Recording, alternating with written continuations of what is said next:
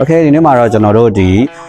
ကျွန်တော်ရဲ့ဒီ customer တယောက်ကပေါ့နော်အမြဲတမ်းနှစ်တိုင်းကျွန်တော်စီမှာအမြဲတမ်း add customer တယောက်ကအပ်ထားတဲ့ဝတ်စုံလေးကြောင်းကိုကျွန်တော်ပြပြပေးမှာပေါ့နော်အဲ့တော့ကျွန်တော်တို့သူကတော့ကျွန်တော်ကချင်တယ်တွေပေါ့နော်အယောင်းဝယ်လုပ်နေတဲ့သူပါအဲ့တော့သူကကချင်တယ်တွေကဆိုရင်တော့သူကဒီမြန်မာနိုင်ငံလုံးကိုပြီးရောင်းချပေးနေတာဖြစ်ပါတယ်အဲ့တော့သူကတော့ဒီနှစ်တိုင်းကချင်တယ်တွေကျွန်တော်စီကိုပို့ပြီးတော့အကိုကြီးစိတ်ကြိုက်ဖန်တီးပေးပါဆိုပြီးတော့ကျွန်တော်ကိုယုံကြည်စိတ်ချတာဒီနေ့နဲ့ဆို3နှစ်မြောက်လောက်ရှိပြီပေါ့နော်ပို့ပြီးတော့နှစ်တိုင်းချုပ်ခိုင်းနေတော့ဒီနှစ်မှာတော့သူကပွဲတက်ထဲတွေကြီးပဲကိုကြီးဒီမှာနှစ်တိုင်းချုပ်နေတာဖြစ်တဲ့အတွက်သူက casual ပေါ့နော် casual ဝယ်ပို့ပါလေဝတ်ချင်တယ်ပေါ့နော် daily ဝတ်ချင်တယ်ပေါ့နော်အဲ့တော့ daily ဝတ်ဖို့အတွက်ကျွန်တော်ဖန်တီးချုပ်လုပ်ထဲကနေပြီးတော့ကျွန်တော်သူဒီတစ်စုံပေါ့နော်ဒီတစ်စုံအကြောင်းကျွန်တော်နောက်ထပ်လည်းအများကြီးရှိတယ်ပေါ့နော်ဒီနေ့ကတော့ဒီဝတ်စုံဒီ outfit ကြောင်းပြောမှာပေါ့နော်အဲ့တော့ဒီကောင်မှဆိုရင်ကျွန်တော်တို့ဒီ color အနေနဲ့ဆိုရင်ကျွန်တော်တို့က blue ပေါ့နော်သူရဲ့ color ဒီ navy blue ပေါ်မှာကျွန်တော်တို့ဟိုပေါ့နော် baby blue လေးတွေပါတယ် sky blue လေးတွေလည်းပါတယ်ပေါ့နော်အဲ့တော့ဒီပေါ်မှာကျတော့ color ကတော့ color အနေနဲ့ဆိုလို့ရှိရင်တော့သူကcontrast ဖြစ်တယ်ပေါ့နော် blue color အဲ့တော့ကျွန်တော်တို့က color ကို combination လောက်ရတော့မလို့နော် color combination လောက်တဲ့အခါမှာကြာရင်ကျွန်တော်တို့က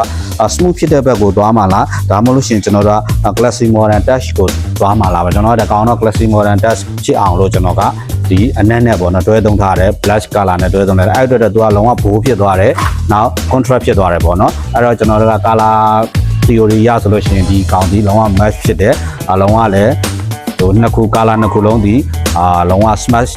luxury color ဖြစ်သွားတယ်ပေါ့နော်အဲ့တော့ခါကျတော့နောက်ကျွန်တော်နောက်ပြီးတော့ဒီလက်မှာလည်းကျွန်တော်ဒီအမိတ်တွေကိုသုံးလို့ရပြီမလုံးဝမသုံးလိုက်တော့ဘူးဘာလို့ဆိုတော့ကျွန်တော်ကဒီမှာဆိုရင်ကချင်ရဲ့ဒီပေါ့နော် traditional အငွေအသက်လေးကိုဒီလိုမျိုးလေးပဲကျွန်တော်ကဖြောက်ဖြောက်လေးပါပြီးတော့မှကျွန်တော်ကလုံးဝဒီပေါ့နော်ရှင်းရှင်းလင်းလင်းလေးထွက်ချင်တာဖြစ်တဲ့အတွက်ကော်လန်လေးကိုလည်း jacket ကော်လန်လေးလက်ကိုကြတော့ကျွန်တော်တို့တိုက်ပုံလက်လေးကိုမှကျွန်တော်တို့တိုက်ပုံလက်အတိုင်းပဲဒီမှာပြန်ပြီးတော့ခောက်တင်ပေးထားတယ်နောက်ပြီးတော့ကျွန်တော် zip ကစားကျွန်တော်ဒီကောင်နဲ့ match ဖြစ်မဲ့ဟာပေါ့နော်ချွေအောင်သုံးပေးထားတယ်เนาะအဲ့တော့ခါကျဒီကောင်လုံးဝကိုclassic လည်းဖြစ်သွားတယ် smart ဖြစ်သွားတယ်နောက် fashionable ဖြစ်သွားတယ်နောက် casual လည်းဖြစ်သွားတယ်ပေါ့နော်အဲ့တော့ကျွန်တော်တို့ဒီ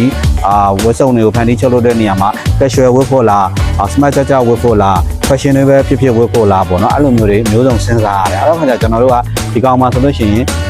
classic လည်းဖြစ်တယ် smart လည်းဖြစ်တယ်နောက် fashionable လည်းဖြစ်တယ် casual ပေါ့နော် daily ပေါ်ပါလည်းဝတ်လို့ရတယ်ဒီကောင်ကိုဆိုလို့ရှိရင်ကျွန်တော်တို့ကဒီဘယ်လိုခေါ်မလဲဘလုံးနေရာတွေမှာဖပ်ပြီးဝတ်လို့ရဆိုကျွန်တော်တို့ဒီပွဲတော်တွေပေါ့နော်ပွဲတော်တွေမှာလည်းဝတ်လို့ရတယ်နောက်ပေါ်ပါပွဲတက်လေးတွေပေါ့နော်ပွဲတက်လေးလည်းဝတ်လို့ရတယ်ထားသားထားလာပေါ့နော်ထားသားထားလာပွဲလေးတွေနောက် dinner event တွေပါတယ်ပေါ့နော်အဲ့လိုမျိုးနေတာဒီကောင်ဒီစတိုင်ဘတ်နေကာဂိုဘတ်နေဂျင်းဘတ်နေနဲ့တွဲပြီးတော့ဝတ်လို့ရတဲ့ဝတ်စုံတစ်ခုပါဒီလိုမျိုးပေါ့နော် outfit တွေကိုကိုယ်စိတ်ကြိုက်ပေါ့နော်ဖန်တီးချုပ်လုပ်ချင်တယ်ဆိုလို့ရှိရင်ကျွန်တော်တို့ရဲ့ဒီ designer မှာဆိုတဲ့ page ကိုလာရောက်ဆက်သွယ်လို့ရပါတယ်